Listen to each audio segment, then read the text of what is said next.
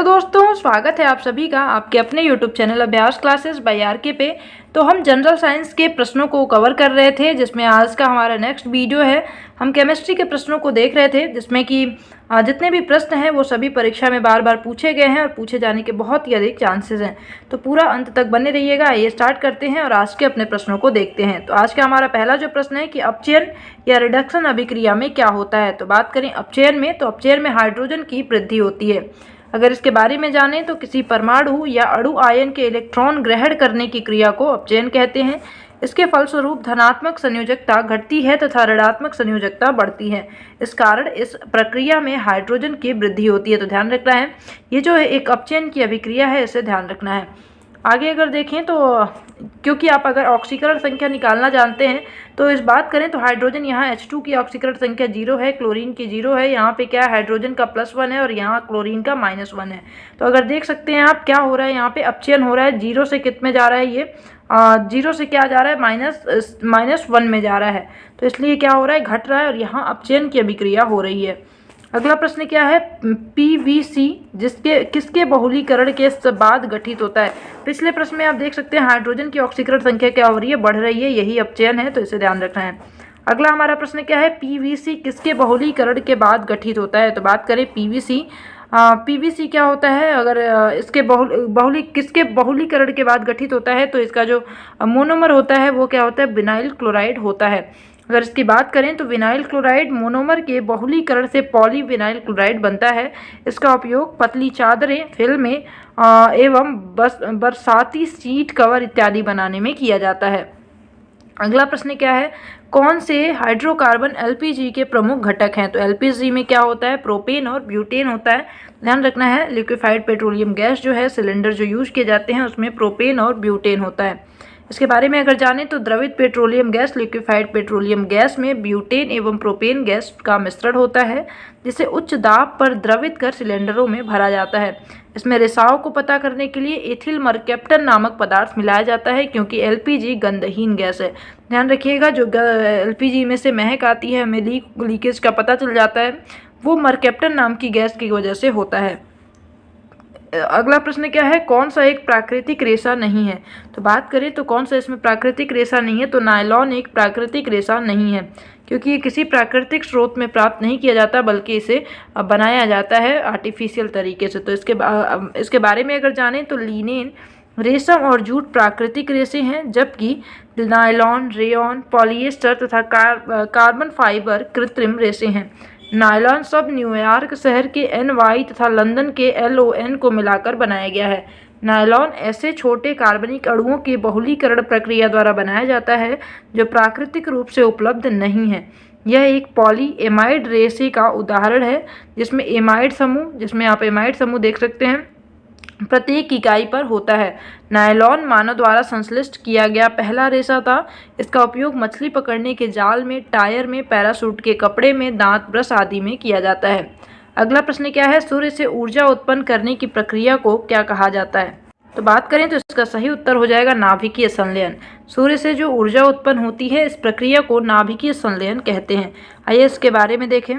तो अगर बात करें तो सूर्य से ऊर्जा उत्पन्न करने की प्रक्रिया को नाभिकीय संलयन, न्यूक्लियर फ्यूजन कहा जाता है। जब दो हल्के नाभिक परस्पर संयुक्त होकर एक भारी तत्व के नाभिक की रचना करते हैं तो इस प्रक्रिया को नाभिकीय संलयन कहते हैं। संलयन प्रक्रिया द्वारा हाइड्रोजन परमाणु से हीलियम परमाणु का निर्माण होता है। तो ध्यान रखिएगा, सूर्य जो है एक तारा है और सूर्य में जब किसी भी तारे के लिए ये चीज़ें मान्य हैं, हाइड्रोजन हल्के नाभिक इनके जो हैं ये मिलते हैं और हीलियम का निर्माण करते हैं और इसमें से ऊर्जा निकलती है। यही ऊर्जा क्या है, सूर्य की ऊर्जा का स्रोत है।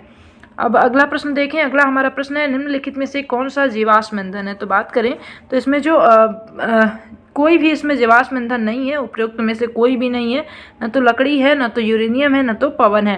अब इसके बारे में जानें तो जीवाश्म ईंधन को खनिज ईंधन के नाम से भी जाना जाता है। यह ऊर्जा का नवीकरणीय स्रोत होता है। नवीकरणीय स्रोत नहीं है। तो ध्यान रखिएगा, नवीकरणीय नहीं है, इसे बार बार हम बना नहीं सकते, एक बार ख़त्म हो जाएगा तो फिर से इसे दोबारा हम निर्माण नहीं कर सकते। इसका निर्माण पृथ्वी में दबे प्राणी एवं पादप जीवों से होता है। कोयला, पेट्रोलियम जीवाश्म ईंधन के उदाहरण हैं। ध्यान रखिएगा, इनको हम हर बार अगर चाहें तो इनको बनने में कई साल लग जाते हैं, तो हम इन्हें निर्माण नहीं कर सकते, इसलिए क्या है, नवीकरणीय स्रोत नहीं है और नवीकरणीय के ये उदाहरण हैं। अगला प्रश्न देखें। अगला हमारा प्रश्न है कठोरतम पदार्थ है, तो इसमें से कौन सा सबसे कठोरतम पदार्थ है? तो हीरा यहाँ पे सबसे कठोरतम पदार्थ है। बात करें तो हीरा एक कठोरतम पदार्थ है। कठोरता के मोह स्केल पर इसका मान 10 है। तो ध्यान रखिएगा, मोह स्केल से कठोरता की माप की जाती है और इसका मान कितना है? इस पे 10 है। यह एक पारदर्शी रत्न तथा रासायनिक रूप से कार्बन का शुद्धतम रूप है। हीरा उष्मा तथा विद्युत का कुचालक होता है। हीरा में सभी कार्बन परमाणु बहुत ही शक्तिशाली सहसंयोजी बंध द्वारा जुड़े होते हैं। हीरा ग्रेफाइट तथा क्लोरीन कार्बन के अपरूप होते हैं। ध्यान रखिएगा, तो इसका सही उत्तर ऑप्शन नंबर बी हो जाएगा। अगला प्रश्न देखें। अगला हमारा प्रश्न है कि ऑटोमोबाइल बैटरी के लिए डैश अम्ल का प्रयोग किया जाता है, और ये प्रश्न बहुत बार रिपीट हुआ है। इसमें सल्फ्यूरिक एसिड का प्रयोग किया जाता है। जो ऑटोमोबाइल बैटरी होती हैं उसमें सल्फ्यूरिक एसिड H2SO4 का प्रयोग किया जाता है। इसके बारे में अगर जानें तो ऑटोमोबाइल बैटरी के लिए सल्फ्यूरिक अम्ल H2SO4 का उपयोग किया जाता है।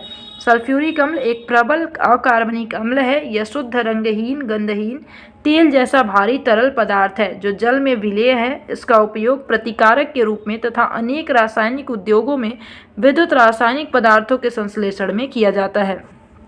अगला प्रश्न देखते हैं। अगला हमारा प्रश्न है कि तीव्र प्रजनक रिएक्टर में कौन सा ईंधन इस्तेमाल होता है? तो बात करें तो इसमें प्लूटोनियम का इस्तेमाल किया जाता है। इसके बारे में अगर जानें तो तीव्र प्रजनक रिएक्टर या फास्ट ब्रीडर रिएक्टर वह होता है जिसमें परमाणु विखंडन की प्रक्रिया के लिए जिस ईंधन का इस्तेमाल किया जाता है उसे यह रिएक्टर दोबारा इस्तेमाल योग्य ईंधन में बदलकर उत्सर्जित करता है। इस तरह के रिएक्टर में प्लूटोनियम और यूरेनियम ऑक्साइड का इस्तेमाल किया जाता है। अगला प्रश्न है हमारा कि ऑक्सीजन की खोज मूलतः डैश द्वारा 1772 ईस्वी में की गई थी। इसके 2 वर्ष के बाद जोसेफ प्रिस्टले ने भी ऑक्सीजन की खोज की, लेकिन जोसेफ के आविष्कार की खबर शीघ्र ही चारों ओर फैल गई थी। तो ध्यान रखना है कि जोसेफ प्रिस्टले जो थे इनके पहले कार्ल विल्हेल्म सीले ने इसका आविष्कार किया था 1772 में। तो ऑक्सीजन की खोज कार्ल विल्हेल्म सीले के द्वारा की गई थी, लेकिन इसके बाद जोसेफ प्रिस्टले ने भी किया था, लेकिन ये जो खबर थी वो बहुत जल्दी फैल गई। तो ये ध्यान रखना है। आइए इसके बारे में जानें। अगर इसकी बात करें तो ऑक्सीजन की खोज का श्रेय 2 वैज्ञानिकों को जाता है। यह था कार्ल विल्हेम सीले जो कि स्वीडन के थे। इन्होंने 1772 ईस्वी में पहली बार ऑक्सीजन की खोज की जो पोटेशियम नाइट्रेट को गर्म करके बनाई गई थी। तत्पश्चात 1774 ईस्वी में जोसेफ प्रिस्टले ने ऑक्सीजन की खोज की तथा इसे प्रकाशित भी करवाया। अगला प्रश्न है हमारा हंसाने वाली गैस कौन सी है? तो हंसाने वाली गैस नाइट्रस ऑक्साइड N2O को कहते हैं।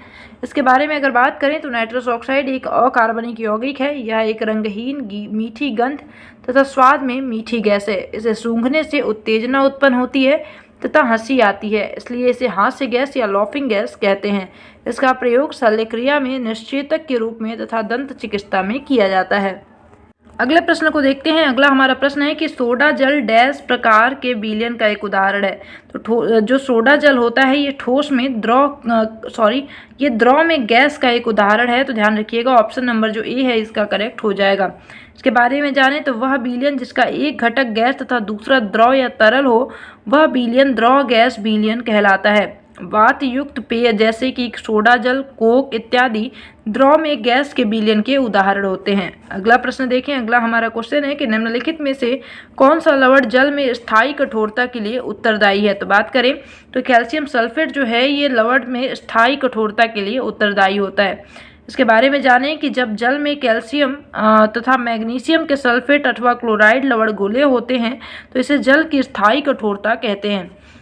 यह कठोरता उबालने से दूर नहीं होती। स्थायी कठोरता को दूर करने हेतु जल में सोडियम कार्बोनेट Na2CO3 मिलाकर गर्म करते हैं। जल की स्थायी कठोरता दूर करने के लिए मुख्य विधि परम्यूटेट विधि होती है। तो ध्यान रखिएगा, अस्थायी कठोरता पहली बात तो होती क्या है कि जब जल में कैल्शियम और मैग्नीशियम के सल्फेट अथवा क्लोराइड लवण मिले होते हैं तो वो स्थायी कठोरता होती है और इसे दूर करने के लिए इसमें सोडियम कार्बोनेट मिलाया जाता है और उसके साथ गर्म किया जाता है। और स्थायी कठोरता को दूर करने की जो विधि होती है वो परम्यूटेड विधि कहलाती है। अगला हमारा प्रश्न क्या है कि नाभिकीय रिएक्टर में नाभिकीय अभिक्रिया को नियंत्रित करने के लिए ग्रेफाइट का प्रयोग डैश के रूप में किया जाता है।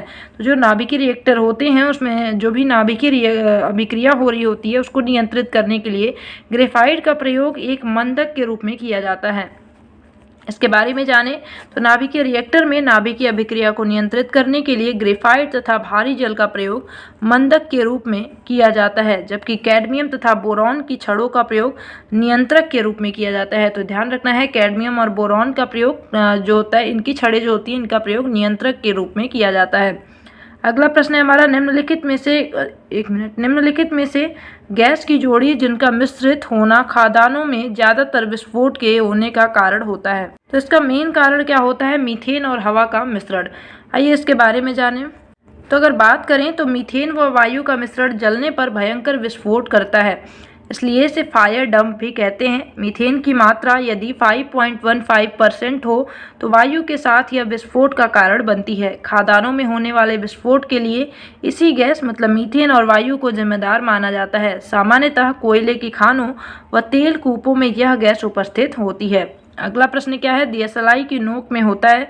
तो दियसलाई होती है उसकी नोक पे क्या लगा होता है? तो इस पे लाल फास्फोरस लगा होता है जो कि ज्वलनशील होता है।